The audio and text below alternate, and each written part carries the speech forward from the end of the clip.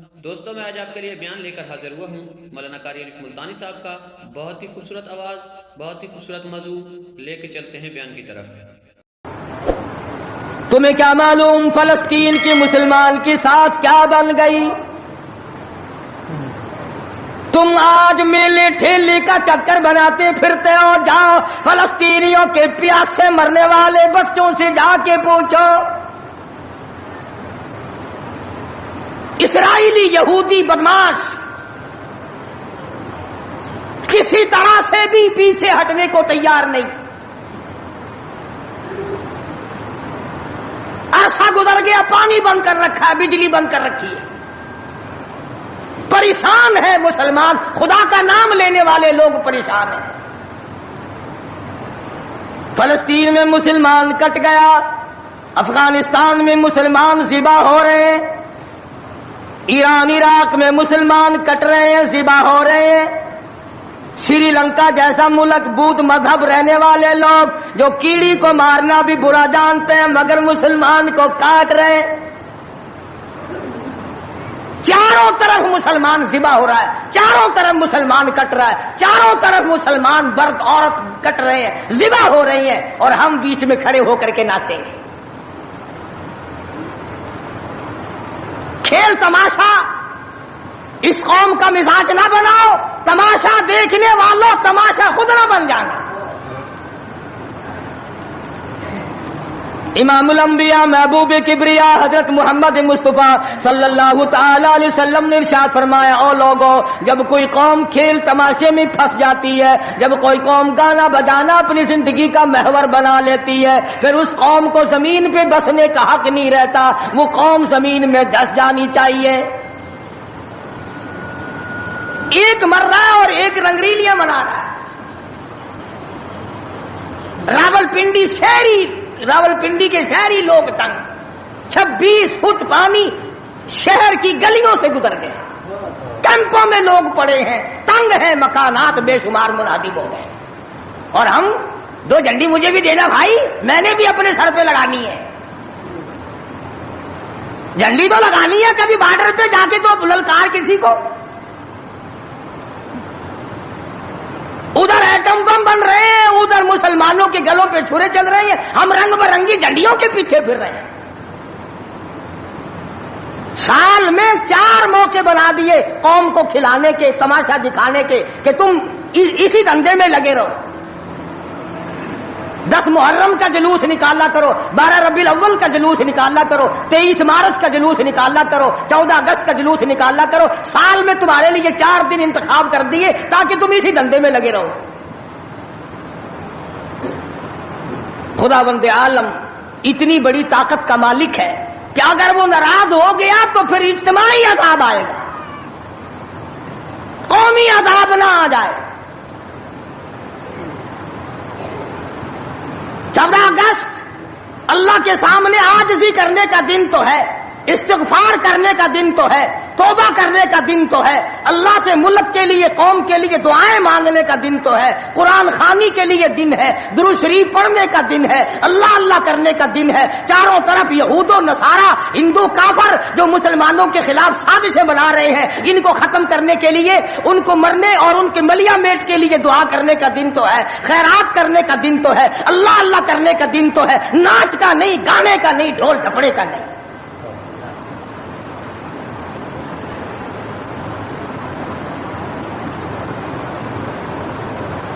ترقی اس کا نام نہیں کہ فلاں جگہ اونٹوں کی دوڑ ہو گئی، فلاں جگہ گھوڑوں کی دوڑ ہو گئی، فلاں جگہ لوگوں کی دوڑ ہو گئی اور فلاں جگہ چھوکروں کی دوڑ ہو گئی۔ ترقی کے اور بڑے راستے کچھ کر کے دکھاؤ۔ اللہ پاک جل شانہ نے اعلان کر دیا، لوگوں قال عسى ربكم ان يهلك عدوكم وَيَسْتَخْلِفَكُمْ فِي الْأَرْضِ فَيَنْظُرَ كَيْفَ تَعْمَلُونَ۔ اللہ پاک فرماتے ہیں تم یوں نہ سمجھا کرو کہ تم تخت پہ بیٹھ گئے تو مجھ سے چھپ گئے۔ شہنشاہ ملک کے مالکوں، تخت و تاج کے مالکوں، یہ نہ سوچا کرو کہ یہاں بیٹھ کر اب خدا کی نظر ہم پہ نہیں پڑتی۔ فرمایا میری وہ ذات ہے لمن الملک الیوم، میں وہ ہوں، پوچھوں گا کون ہے آج کے دن دم مارنے والا؟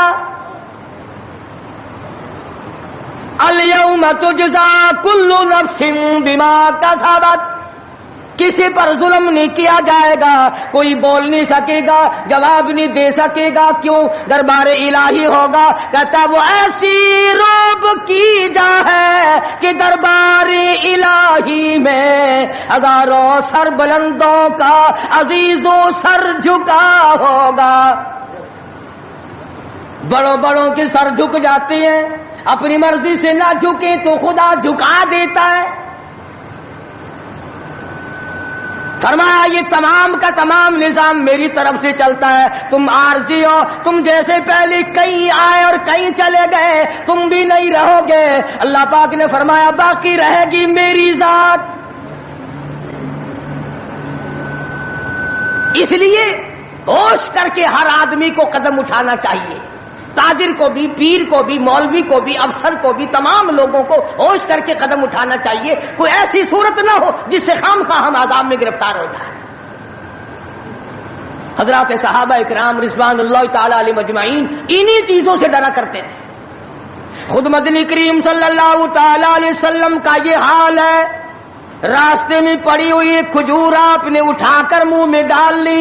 سیدہ فرماتی ہیں ہماری اماں ام المومنین رضی اللہ تعالیٰ عنہ کہ ساری رات حضور کو نیند نہ آئی، میں نے بار بار پوچھا کیا بات ہے، کوئی تکلیف ہے؟ فرمایا نہیں۔ پھر نیند کیوں نہیں آتی؟ فرمایا راستے میں کھجور پڑی تھی، میں نے اٹھا کر اس لیے منہ میں ڈال لی ضائع نہ ہو جائے، اب مجھے یہ بات تنگ کر رہی ہے، نہ معلوم کسی کا حق نہ ہو اور میرے حلق کے نیچے چلا گیا، قیامت میں اگر مطالبہ کیا تو میں کیا جواب دوں گا؟ سیدنا فاروق اعظم رضی اللہ تعالیٰ عنہ کا زمانہ آیا، آپ نے اہل مدینہ کو اکٹھا فرمایا اور فرمایا کہ تم جانتے ہو میں تجارت کرتا تھا اور آج تم نے مجھے ایک کام میں مشغول کر دیا خلافت کے، اب میرے گزر اوقات کی کیا صورت ہوگی؟ تو تمام صحابہ کرام نے، اہل مدینہ نے یہ فیصلہ کیا کہ متوسط درجے کا جو کھانا ایک عام آدمی کھا سکتا ہے اتنا وظیفہ مقرر ہو جائے۔ چنانچہ فاروق اعظم رضی اللہ تعالیٰ عنہ کا وظیفہ مقرر ہو گیا۔ امیر المومنین خلیفۃ المسلمین 22 لاکھ مربع میل کا حکمراں، کابل سے لے کر طرابلس تک کا حکمراں فاروق اعظم، جس کو خدا کے نبی نے اللہ میاں سے مانگ کے لیا۔ ایک دن جمعے کے اندر خطبہ ارشاد فرما رہے ہیں، خطبہ دے رہے ہیں، صحابہ کہتے ہیں ہم نے امیر المومنین فاروق اعظم کو تہمت کو دیکھا، منجلے اور لنگی کو دیکھا، ایک لنگی میں ایک چادر میں 12 پیوند لگے ہوئے تھے،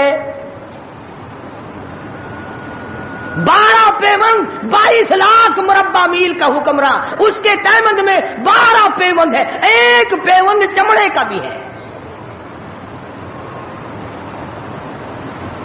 آج تو پیوند لگانا ہمارے یہاں عیب بھی ہو گیا، کون اس بات کا خیال کرتا ہے؟ ایک اور جمعے میں دیر سے تشریف لائے فاروق اعظم رضی اللہ تعالیٰ عنہ، لوگوں نے عرض کیا کہ آپ نے دیر کی، فرمایا یہ کپڑے جو تمہارے سامنے پہن کر آیا ہوں میرے پاس یہی کپڑے ہیں، یہ دھوئے تھے، خشک نہ ہوئے تھے، اس لیے آدھے گیلے آدھے سوکھی پہن کر آ گیا ہوں، دیر اس لیے ہو گئی، میں بادشاہ ہوں، میں امیر المومنین ہوں، میں خلیفہ ہوں، میں مدنی کریم صلی اللہ علیہ وسلم کا جانشین ہوں، تمہارا امیر اور امام ہوں، لیکن غریب اتنا ہوں کہ یہی کپڑے ہیں میرے پاس جو تمہارے سامنے پہننے کھڑا۔ ادھر ہمارا حال دیکھ لو کیا بنا ہوا ہے، جس ملک کا چوڑا بھی بے ایمان ہو وہ ملک ترقی کیسے کرے گا؟ صفائی کرنے والا بنگی 4 دن تک چکر نہیں لگاتا، پوچھے کون؟ جب ہم سارے تقریباً کانے ہیں تو سوال کون کرے گا؟ ہم سے پوچھے گا کون؟ آپ مارکیٹ میں بیٹھ کر چوری کرتے ہیں، ہم مولوی غلط مسئلے بتا کر مسجد میں چوری کرتے ہیں، افسر عدالت میں قانون کی چوری کرتا ہے، ڈاکٹر اسپتال میں چوری کرتا ہے، اس کا یہ مطلب ہوا کہ ہم سب چور نہیں؟ صحیح مسئلہ بتلاؤ تو مولوی کی تنخواہ 6 مہینے نہیں ملتی، 1 مہینے کی۔ کون صحیح بات کو برداشت کرے؟ متولی صاحب اگر مسئلہ پوچھے نا بیچارے مولوی کو کہنا پڑتا ہے ہاں جی چلو مسئلہ تو یوں ہے پر جو آپ کہتے ہیں وہ بھی ٹھیک ہو سکتا ہے، اس لیے اگر یوں نہ کہے تو پھر مسجد میں کیسے ٹھہرے گا؟ سیدنا فاروق اعظم رضی اللہ تعالیٰ عنہ کھانا کھا رہے ہیں، ایک بہت بڑا امیر آدمی آ گیا، فاروق اعظم نے فرمایا آؤ کھانا کھا لو۔ انہوں نے کھانا کھانا شروع کر دیا، صحابی ہے وہ بھی، امیر آدمی ہے صحابی۔ فاروق کے دسترخوان سے لقمہ اٹھا کر جب منہ میں ڈالا، قسم کھا کر کہتا ہے بغیر چھنے ہوئے آٹے کا لقمہ تھا، جو کی روٹی تھی، چبا چبا کر تھک گیا مگر وہ حلق سے نیچے نہیں جاتا تھا۔ امیر المومنین کا کھانا ہے، بادشاہ وقت کا کھانا ہے، نبی کے جانشین کا کھانا ہے۔ انہوں نے کہا اے فاروق چھنا ہوا آٹا بھی تو آپ کھا سکتے ہیں، ایسا کیا عذاب آ گیا کہ چھنے ہوئے آٹے کی روٹی نہیں کھائی؟ تو فوراً بول اٹھے، اللہ کی کروڑ رحمت نازل ہو ان اللہ والوں پر۔ فرمایا بھائی کیا ہر مسلمان جو بھی لا الہ الا اللہ محمد رسول اللہ پڑھنے والا ہے، ہر مسلمان کو چھنے ہوئے آٹے کی روٹی مل سکتی ہے؟ میری حکومت اتنا وزن برداشت کر سکتی ہے کہ ہر آدمی کو چھنے ہوئے آٹے کی روٹی ملے؟ انہوں نے کہا نہیں۔ فرمانے لگے جب تک ہر آدمی کو نہ ملے فاروق کون ہوتا ہے جو چھنے ہوئے آٹے؟ یہ چاروں صحابہ عشرہ مبشرہ میں سے ہیں، جلیل القدر صحابہ ہیں، حضور صلی اللہ علیہ وسلم کے پیارے صحابہ ہیں، حضور کے چہیتے صحابہ ہیں۔ آپس میں چاروں بیٹھ کے بات کرنے لگے، یارو کمال ہو گیا، ہمارا امیر ہو، ہمارا بادشاہ ہو، ہمارا خلیفہ ہو اور اتنا تنگ، اتنی تنگ دستی میں زندگی کٹ رہی ہو۔ تو وہ کہنے لگے کہ پھر کیا ترکیب ہو؟ ان سے کہا جائے کہ کچھ وظیفہ بڑھا لو، کچھ اپنا خرچہ بیت المال سے بڑھا لو۔ کسی کی جرت نہ ہوئی۔ ایک صحابی نے مشورہ دیا کہ یوں کرو، سیدہ حفصہ رضی اللہ تعالی عنہا فاروق اعظم کی بیٹی ہیں اور محمد عربی سب کہہ دو صلی اللہ علیہ وسلم کی گھر والی ہے، ان سے جا کر درخواست کرو، بیٹی اپنے ابا سے کہے گی شاید بات بن جائے، یعنی فائدہ بھی فاروق کا ہو، مطلب کی بات بھی فاروق اعظم کی ہو، مگر کہنے کو کوئی تیار نہیں، اتنا ڈر ہے کہ یہ اپنے مطلب کی بھی نہیں سنے گا۔ آج کل تو ہمیں بنا کے لانے پڑتے ہیں کہ پہلے ہمیں کوئی مولانا کہنے والا ملے، فلاں صاحب کہنے والا ملے، شاہ صاحب کہنے والا ملے، 7 چمچے لے جانے پڑتے ہیں۔ فاروق اعظم رضی اللہ تعالیٰ عنہ اپنی لگتے جگر سیدہ حفصہ رضی اللہ تعالیٰ عنہ سے ملاقات کے لیے گئے۔ حضرت حفصہ رضی اللہ تعالیٰ عنہ نے عرض کر دیا ابا جان یہ کیا حالت بنا رکھی ہے، یا یہ کیا پریشانی کی حالت ہے، یہ کیا تنگی کی حالت ہے، آپ کچھ وظیفہ بڑھا لیں، آپ کچھ اپنا خرچہ بڑھا لیں، اس لیے کہ مسلمان لوگ اس حالت کو دیکھنے کے لیے تیار نہیں۔ اب تو کہہ دینا چاہیے تھا کہ بھی جو کچھ وہ بڑھانا چاہیں بڑھا دے، تنگ تو میں واقعی ہوں۔ فرمایا اے حفصہ تو ان لوگوں کے نام بتا جو تیرے پاس فرمائش کرنے آئے تھے، اور فرمایا سب سے پہلے او حفصہ او میری لگتے جگر، اے میری بیٹی تیرے سامنے زندگی گزری ہے محمد عربی صلی اللہ تعالی علیہ وسلم کی، تو حضور اکرم صلی اللہ علیہ وسلم کا کھانا بتا۔ حضرت حفصہ کہنے لگی ابا جان میں محمد کریم صلی اللہ علیہ وسلم کی روٹی پکایا کرتی تھی، آٹا سامنے رکھ کر پھونک مار دیا کرتی تھی، جتنا گھاس اڑ گیا باقی بیچ میں پکایا کرتی تھی۔ اور فرماتی ہے زیتون کے تیل کا ڈبہ رکھا ہوا تھا، تیل ختم ہو چکا تھا، ایک دن میں نے نیچے کی تل چھٹی گاد نکال کر روٹی کے اوپر چپڑ دی، آپ صلی اللہ علیہ وسلم نے نوش فرمائی، فرمایا حفصہ آج روٹی بڑی مزیدار لگی ہے، اور فرمانے لگے ثم لتسألن یومئذ عن النعیم۔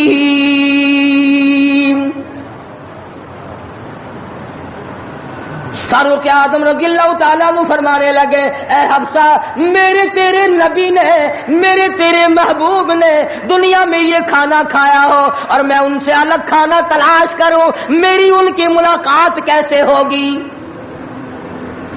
اور فرمایا اے حفصہ بستر بتا محمد کریم صلی اللہ تعالی علیہ وسلم کا. فرمانے لگی ایک ٹاٹ کی لمبی ساری چادر بنی ہوئی تھی, دوپہر گرمی میں اس کو چار طے کر کے بچھا لیا جاتا تھا, سردیوں میں آدھا نیچے آدھا اوپر اوڑھ لیا جاتا تھا. فاروق اعظم رونے لگے حفصہ محمد کریم صلی اللہ علیہ وسلم اس حالت میں رخصت ہو گئے. اور پھر آپ نے پوچھا اے حفصہ آخری وقت میں مدنی کریم صلی اللہ علیہ وسلم کے بدن مبارک پہ لباس کیسا تھا؟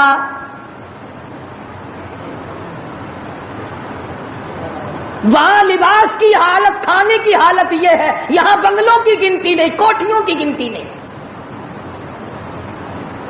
اور یہ نہیں سوچتے اگر عذاب آ گیا تو یہ بنگلے یہ کوٹھیاں نہیں بچا سکیں گی. یہ رشوت بٹور کر کے محل بنانا یہ تو کبھی بھی کام نہیں آئے.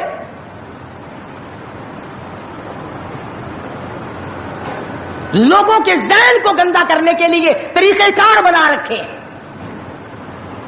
خدا کی بات پرس سے کون پیچھے رہ سکتا ہے؟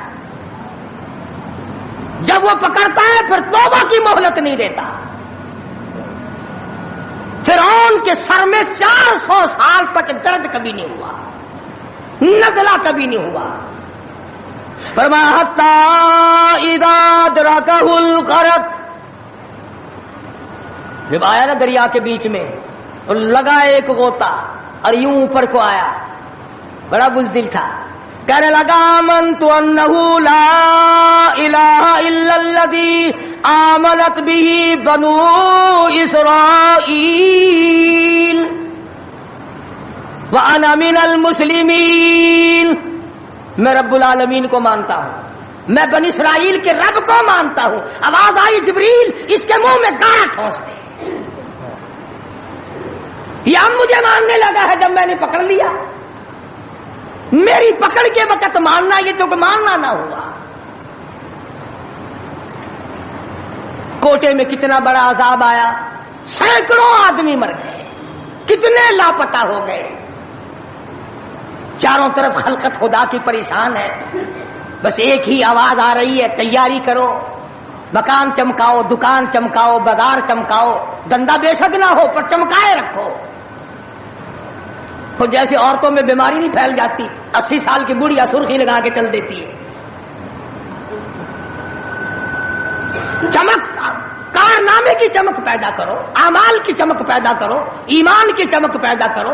محمد کریم صلی اللہ علیہ وسلم کے نظام کو چلا کر وہ چمک پہ دھمک پیدا کرو, وہ ترقی پیدا کرو کہ دنیا کی قوم کو پتا چل جائے کہ یہ اللہ اور اس کے رسول کے ماننے والے بن گئے. اب ان سے خطرہ کھاؤ. تمہیں معلوم ہے فاروق کے ایک ایک کپڑے میں پیون تو 12 تھے, پیٹ میں روٹی جو کی تھی, مگر چاروں طرف کے کافر کڑپا کرتے تھے, لرزتے تھے کہ اگر فاروق کا ادھر سے گزر بھی ہو گیا تو بات بگڑ جائے گی.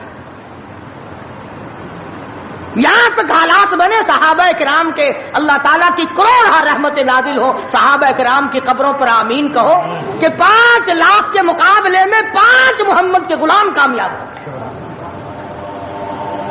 5 لاکھ کے مقابلے میں حضور کے 5 غلام کامیاب. اسپین میں 3 مسلمان گئے, پورے ملک کے مقابلے میں 3 مسلمان کامیاب. تو مسلمان تھے صحیح معنوں میں. مسلمان کو کوئی شکست نہیں دے سکتا, مسلمان کو کوئی مار نہیں سکتا. آج ہم یہودیوں اور عیسائیوں کا کھلونا بن کر کے مار کھا رہے ہیں. آج ہم ان کے ہاتھوں کے تاش کے پتے بنے ہوئے ہیں. آج ہم ان کے اشاروں پہ سب کچھ کرتے ہیں. چاروں طرف مسلمان کا لہو بہ رہا ہے. مغلیہ خاندان کے بادشاہوں کے واقعات کتابوں میں موجود ہیں. آپ پڑھ کر کے دیکھ لیں کہ جن لوگوں نے اچھے کام کیے ان کی زندگی کیسے گزری اور جن لوگوں نے برے کام کیے ان کی زندگی کیسے گزری. لوگ ان کا نام لینا بھی گوارا نہیں کرتے. کیا بات تھی. سلطان عالمگیر رحمت اللہ علیہ جہاں بادشاہ وقت تھا, جہاں پورے ہندوستان کا مالک تھا, وہاں مدنی کریم صلی اللہ علیہ وسلم کی 5000 حدیث تو زبانی یاد تھی. بادشاہ کو 5000 حدیث زبانی یاد تھی.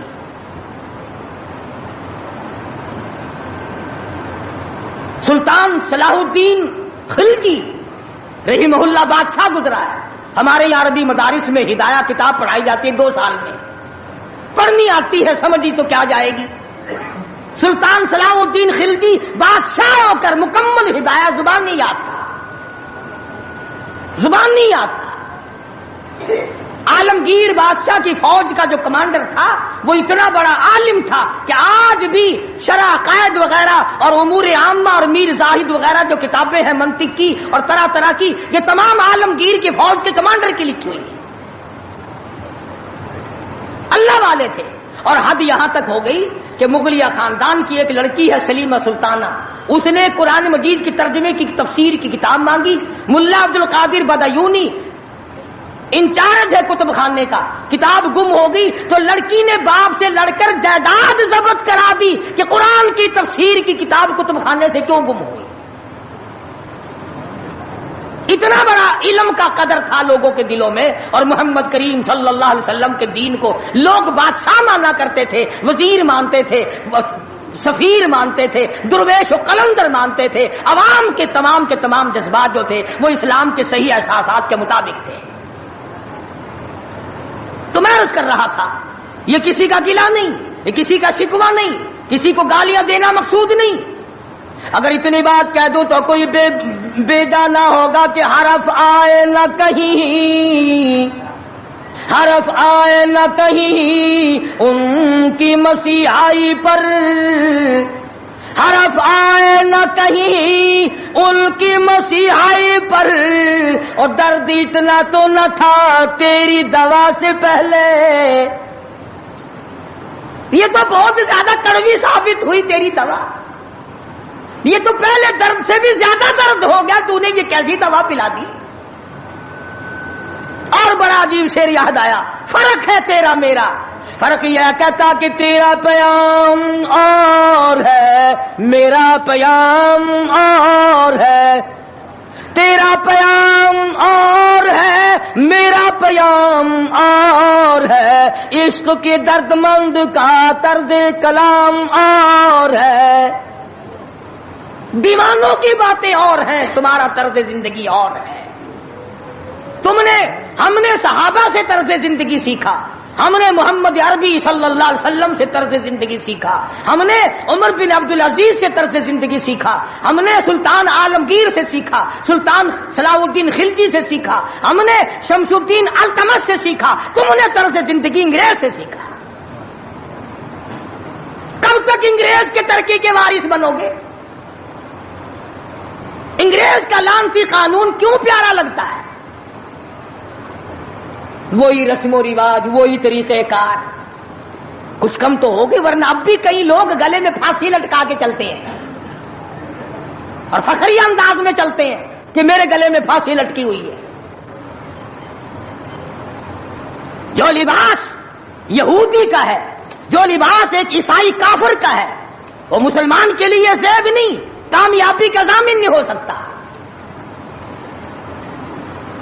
4 دن نماز کا مذاق اڑایا گیا تھا 2 سال پہلے. دفتروں میں صفیں بچی، لوٹے آئے، یار لوگ اٹھ کے چائے کے لیے جانے لگ گئے. ارے بھائی آؤ نا نماز پڑھو. انہوں نے کہا یار تم پڑھو، ہم ابھی آتے ہیں. 4 دن کی نماز. ورنہ قوم کی اقتصادی حالت، قوم کی اخلاقی حالت اور قوم کی نمازی حالت اگر ٹھیک ہو تو بزرگوں نے لکھا ہے کہ اس قوم کو کوئی نیچا دکھا ہی نہیں سکتا. 3 چیزیں پیدا کرو، قوم کی نمازی حالت سدھارو، قوم کی اخلاقی حالت سدھارو، قوم کی اقتصادی حالت سدھارو. اس قوم کو کوئی نیچا نہیں کر سکتا. جس قوم کے ہاتھ میں تلوار ہو اور سینے میں قرآن ہو اور بازو میں جان ہو، اس قوم کو کوئی نیچا نہیں کر سکتا.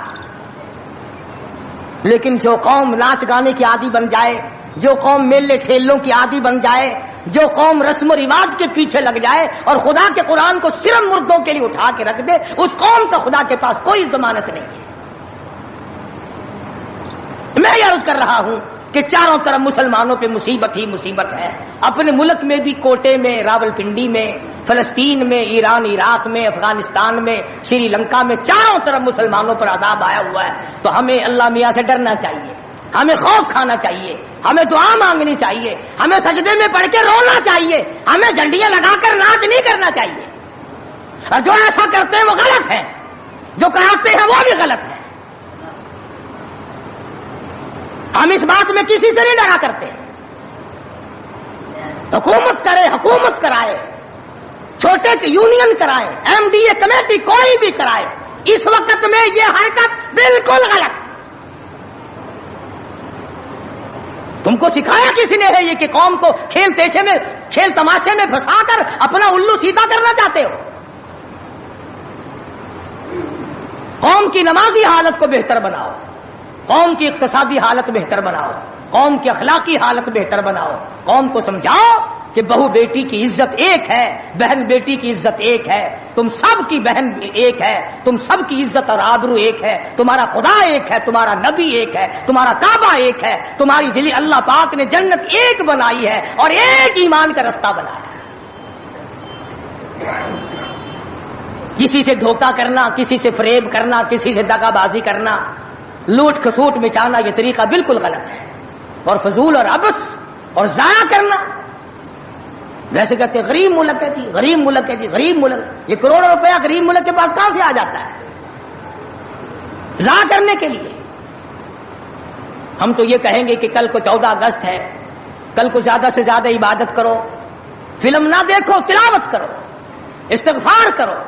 اور وہ شہداء جنہوں نے 47 میں اپنی جانیں قربان کی، اپنی عزت قربان کی، اپنا سب کچھ قربان کر دیا، خدا کی قسم آج تک لوگ ایسے موجود ہیں 36 سال کے بعد بھی سیٹ نہ ہوئے.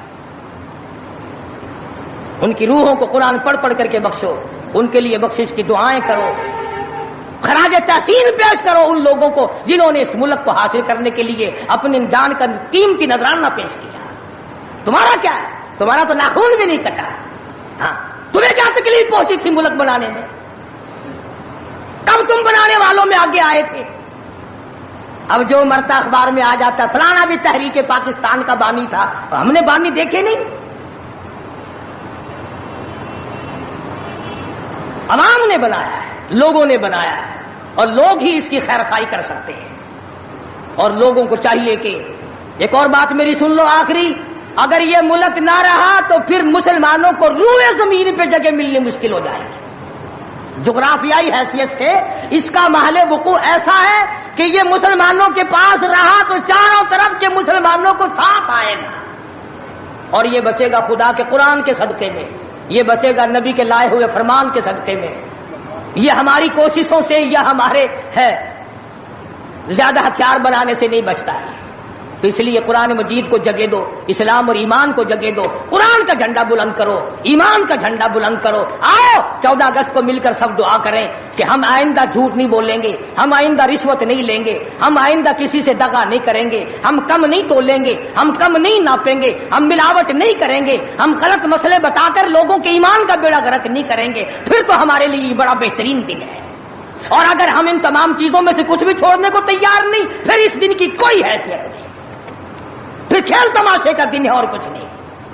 خدا بند عالم نے صاف لفظوں میں فرما دیا کہ این یترکوا ان یقولوا آمنا، کہ صرف اتنا کہنے پر نجات نہیں ہے کہ اے خدا ہم تیرے ماننے والے ہیں، بلکہ اس کہنے کے بعد اس کے پورے فرمان کو ماننا پڑے گا. شکل حضور کے فرمان کے مطابق نبی کی شکل کے ساتھ شکل ملانی پڑے گی، نبی کے لباس کے ساتھ لباس ملانا پڑے گا، نبی کے لائے ہوئے قرآن کو دل و دماغ میں، گھر معاشرے میں، محلے اور کچہری میں جگہ دینی پڑے گی. یہ کوئی طریقہ نہیں کہ آگے پیچھے سارے کام یہودیوں والے، عیسائیوں والے، جب کوئی مر جائے تو سارے مسلمان لاؤ قرآن پڑھو، قرآن پڑھو. تو قرآن بھی کہتا تو ہوگا کہ مرے بغیر میرا بھی کہیں ٹھکانہ ہی نہیں، جب کوئی مر جائے تو پھر راستہ ملتا ہے. تو ایسی صورت میں ہم مسلمانوں کو بڑا سوچ کے چلنا چاہیے. مسلمانوں اپنی تاریخ پڑھا کرو، احمد شاہ ابدالی کی تاریخ پڑھو، شہدائے بالاکوٹ کی تاریخ پڑھو، مغلیہ خاندان کے بہادروں کی تاریخ پڑھو کہ وہ کیسے لوگ تھے، عمر بن عبدالعزیز کی تاریخ پڑھو، سیدنا خالد بن ولید کی تاریخ پڑھو، سیدنا امام حسین رضی اللہ تعالیٰ عنہ کی تاریخ پڑھو، حضرت علی رضی اللہ تعالیٰ عنہ کی تاریخ پڑھو۔ ہمارے جو اسلاف تھے وہ بہت کچھ تھے، اور خدا کی قسم دنیا نے ان کو مانا ہے۔ تم بھی مان جاؤ کامیاب ہو جاؤ گے۔ پوری دنیا نے ان کو، جنہوں نے ان کی اقتدا نہیں کی انہوں نے بھی مانا کہ صحیح یہ تھے، ہم غلطی پہ تھے۔ تو اگر ہم مان لیں گے تو الحمدللہ ہم کو بھی اللہ پاک کامیاب فرما دیں گے۔ تو میں نے یہ کچھ بغیر تیاری کے عرض کر دیا۔ جن لوگوں کو زیادہ شوق ہو 14 اگست کی کیسٹ سننے کا، پچھلے سال میں نے بہت کچھ بیان کر دیا تھا، یہاں بچوں کے پاس باہر 14 اگست کی کیسٹ بھی میں نے بھی پوچھا تھا۔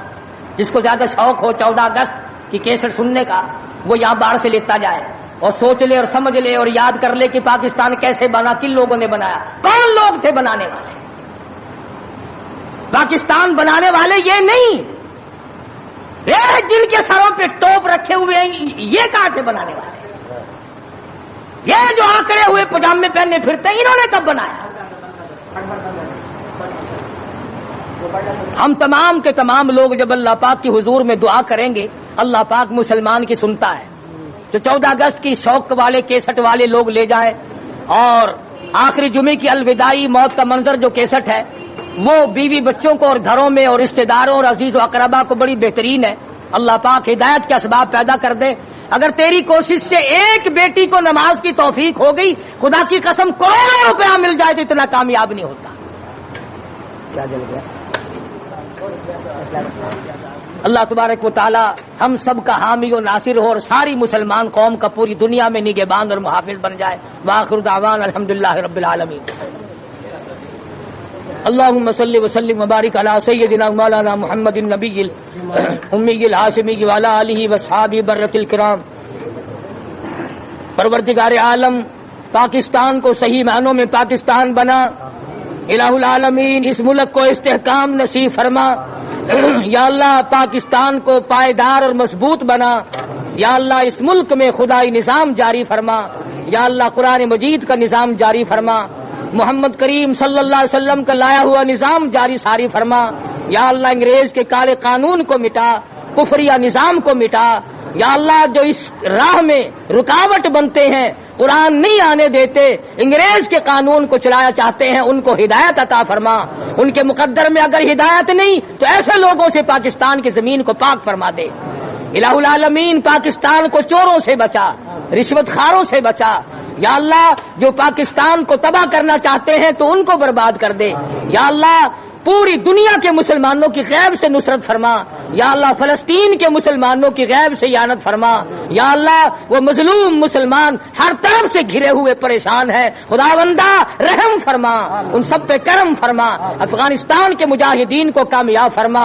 یا اللہ یہ ایران عراق جھگڑا مسلمانوں کا آپس میں خام خواہ اٹھا ہوا، ان کو ہدایت عطا فرما، ان کو سمجھ عطا فرما۔ یا اللہ پوری دنیا کے مسلمانوں کی جان مال عزت آبرو اور ایمان کی حفاظت فرما۔ یا اللہ سب بیماروں کو شفا عطا فرما۔ کئیوں نے کہا جو بستیوں میں قریب قریب بیمار ہیں، یا اللہ سب کو شفا عطا فرما۔